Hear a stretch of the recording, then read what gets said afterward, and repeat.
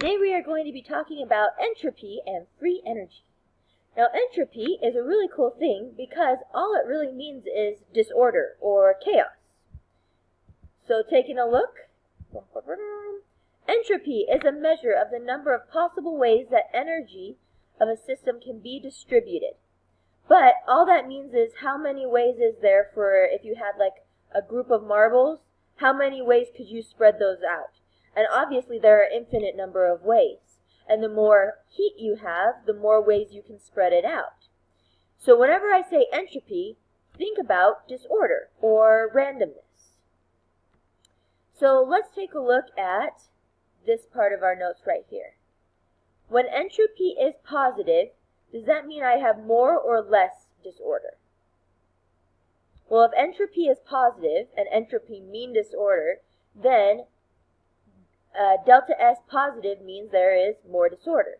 So a plus delta S means more disorder or more chaos, whereas a negative delta S means more order or less chaos. Okay? So let's take a look at these examples. Okay, so ice cubes melting. In order to understand this, I need to first imagine the molecules in my ice cube.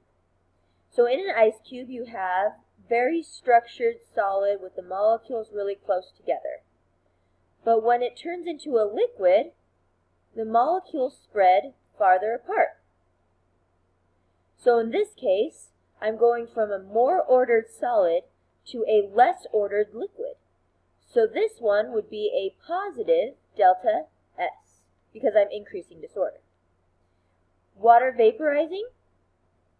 Vaporizing means I'm going from a liquid to a gas, where the particles are even more spread out. So this one would also be a positive delta S. But what about cleaning your room? If your room has, let's say, some socks over here, and maybe you've got some magazines stashed underneath your bed. Do you guys still read magazines? Anyway, doesn't matter. So you got stuff over here, maybe your desk is a mess with papers and homework of days gone by or whatever.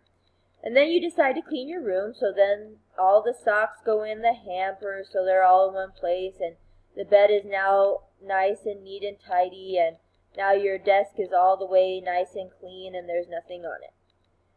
That would be decreasing disorder.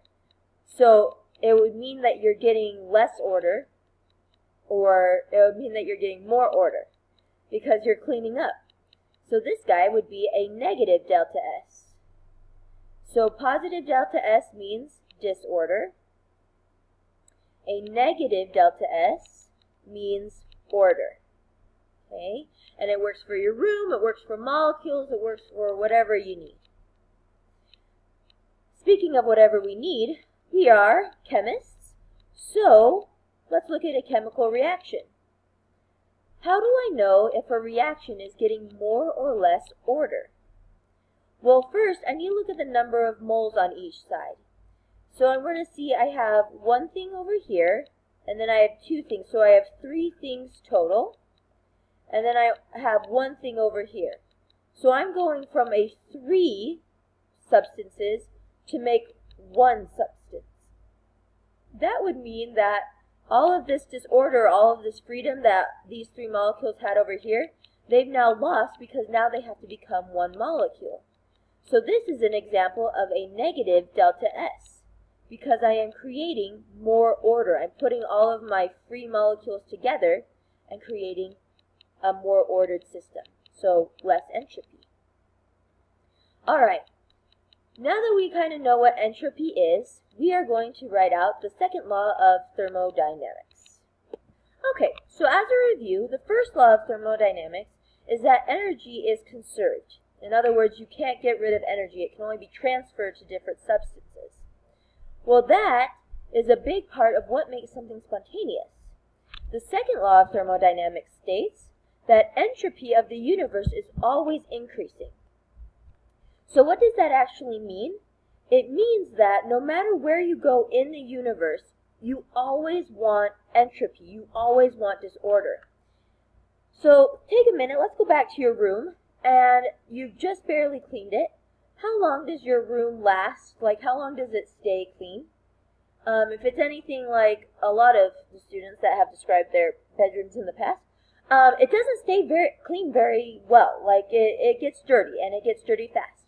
And you don't even have to put in that much effort into making it dirty. It just seems to happen.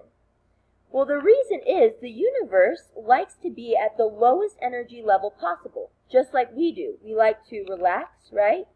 Well, the universe is the same way.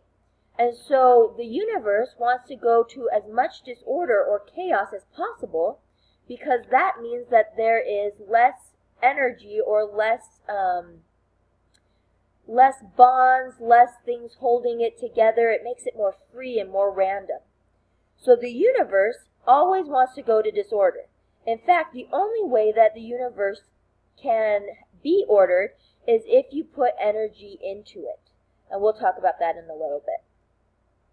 So the next definition we have is spontaneous. Now, most people think of spontaneous as, random, or we're just going to do it all of a sudden. But spontaneous reaction actually refers to a reaction that can occur without any additional energy being added to it. So just like if you remember in class when we did the purple flame, we added the permanganate with the glycerin and it just lit on fire, that was a spontaneous reaction because I didn't have to add any heat to that. I didn't even have to light it on fire.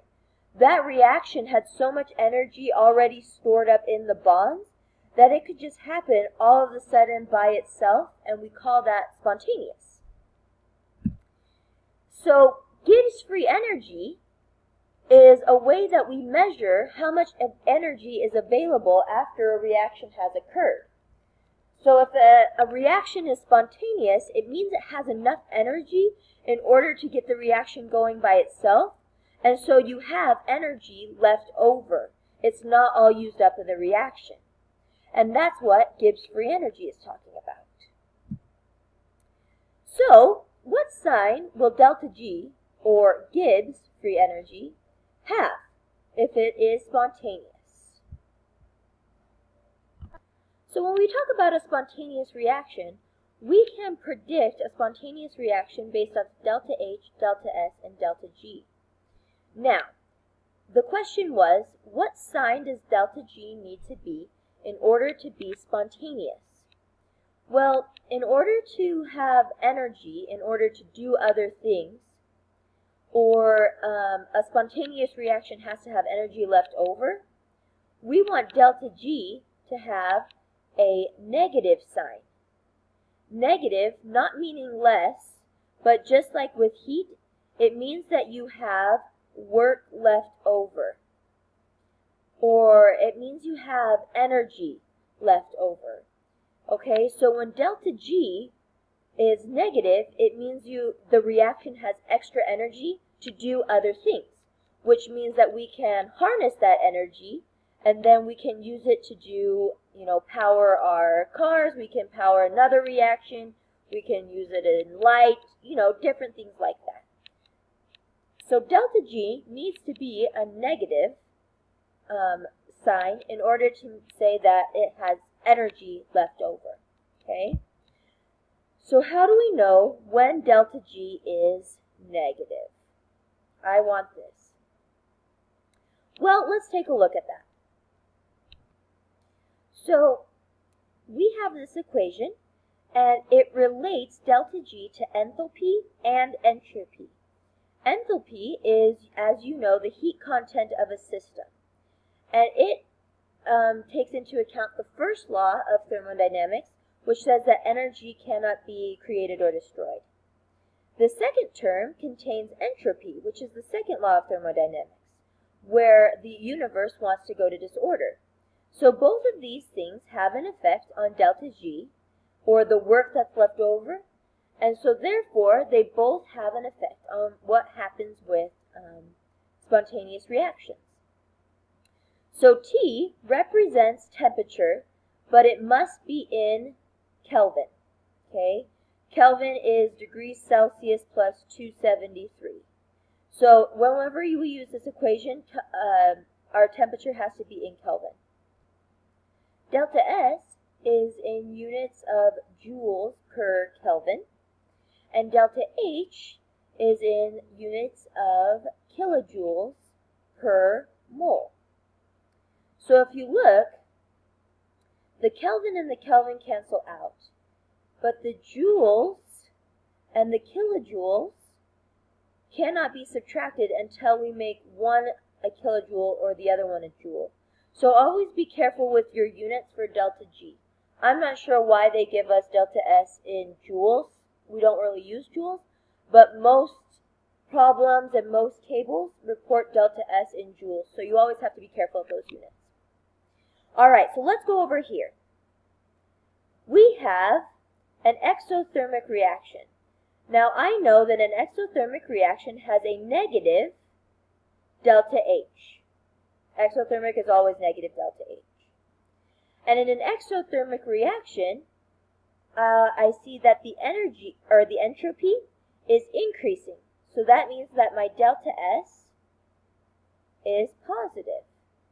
So what would that make my delta G? Well, let's take a moment and look over at our equation. So delta H is a negative, and then I'm going to subtract a positive number.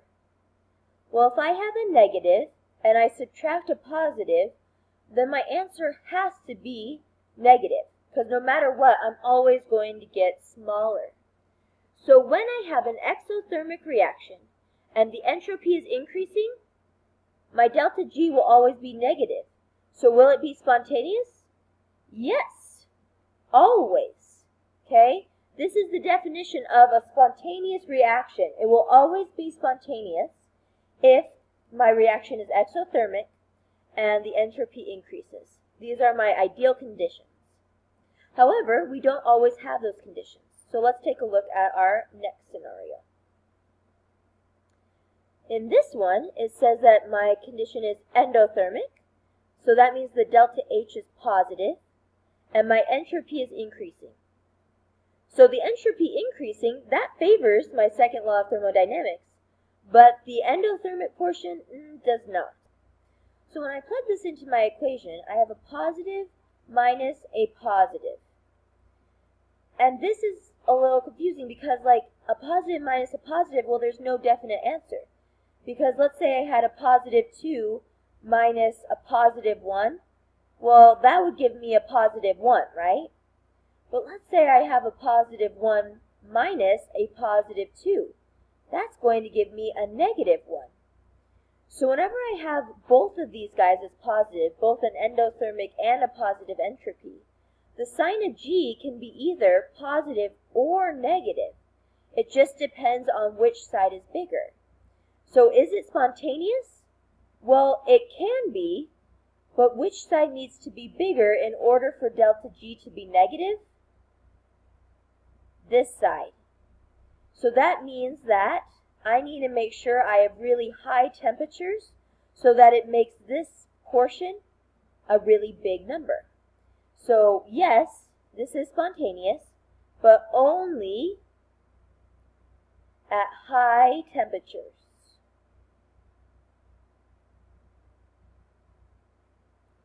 Alright, so your assignment is to finish filling in this chart.